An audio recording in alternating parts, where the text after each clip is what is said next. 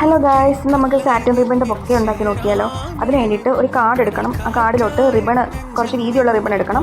അതിങ്ങനെ നല്ല രീതിയിൽ ചുറ്റി കൊടുക്കണം. ഞാനൊരു 12 ടൈംസ് എന്തോ ചുറ്റിയിട്ടുണ്ട്. എന്നിട്ട് അതിങ്ങനെ ചെറുതായിട്ട് കട്ട് ചെയ്ത് കറക്റ്റ് സൈസിന് എടുക്കണം.